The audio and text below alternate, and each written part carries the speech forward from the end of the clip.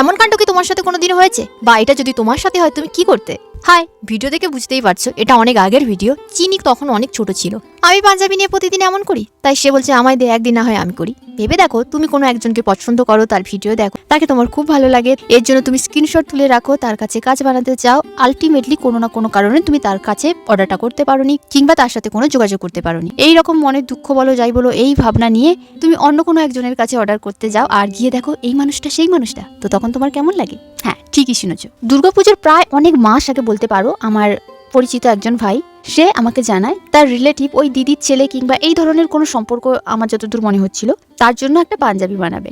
যেহেতু সে আমার বাড়ির পাশে, তাই আমি তাকে বলছিলাম যে ঠিক আছে, তুই তাহলে যে আসবে বা যার জন্য নিবি আমার বাপি দোকানে পাঠিয়ে দিস, তাহলে ঠিকঠাক মাপ করে নিতে পারবে, আর পুজোর কাজগুলো কমপ্লিট করার পরে তারপরে আমি বানিয়ে দেবো। এই কথা তো ছিল। হঠাৎ প্রায় পুজোকে বেশি দিন একটা বাকি নেই, যেহেতু এটা অফলাইনে আমাকে পাঠাতে হবে না, হ্যান্ড টু হ্যান্ড এবং বাড়ির কাছে, তাই ভাবলাম ঠিক আছে আমি নেবো, আমার নাম্বারটা দিয়ে দিস। তারপর দিভাই হোয়াটসঅ্যাপ করে জানায় কালই আমাকে তোমার পেজের লিঙ্ক দেয়, আর পেজে গিয়ে দেখি এ তো তুমি জানো আমি কত ডিজাইন তোমার স্ক্রিনশট নিয়ে রেখেছি। আমি তো ভাবতেই পাচ্ছি না তুমি আমার বাপের বাড়ির ওখানকার মেয়ে। তোমার কাজ আমার খুব ভালো লাগে।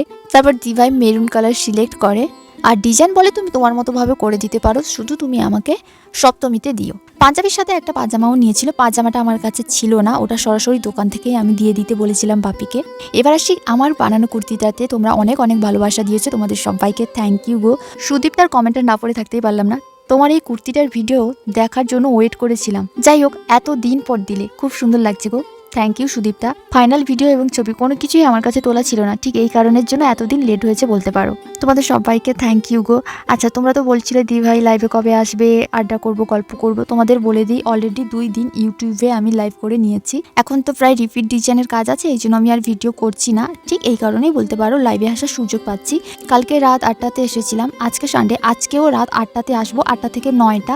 যারা যারা লাইভে যুক্ত হতে চাও প্লিজ আমার ইউটিউব চ্যানেল মৌমি আর্টে গিয়ে সাবস্ক্রাইবটা করে রেখে দিও, আমার মনে হয় তাতে নোটিফিকেশান পেয়ে যাবে। আর সাবস্ক্রাইব না করলেও তোমরা 8টার সময় চলে যেও আর অপেক্ষা করো, ঠিক 8টায় লাইভটা আমি শুরু করব, সেখানে অনেক আড্ডা গল্প হবে। এরপর আসি এফবিতে, করছি না বলতে, এফবিতে লাইভে আসলে আমার চ্যানেলে খুব প্রবলেম হয় গো। এমনিতেও লাইভটাকে পরের দিন আমাকে ডিলিট করতে হয়, তাই আমার ভালোও লাগে না বলতে পারো। তোমরা যারা যারা কথা বলতে চাও, আড্ডা করতে চাও, ওইখানেই আসতে হবে, ওইখানেই এসো। যেহেতু আমাকে ডিজাইন সিলেক্ট করে দেয়নি, তাই ভাবলাম নতুন কিছু বানাই, এটি হলো সুবর্ণ সুযোগ। আর হাতের সময়ও কম ছিল, তাই যতটা কম সময়ে করা যায় তারই চেষ্টা করেছি বলতে পারো। দিভাই তো খুব পছন্দ হয়েছিল, এবং বাড়িতে যখন পড়েছিল বাড়ির রিলেটিভ এনিথিং সবাই করে কি খুব পছন্দ করেছে, সবার খুব ভালো লেগেছে ডিজাইনটা, খুব দেখতেও সুন্দর লাগছিল পরে।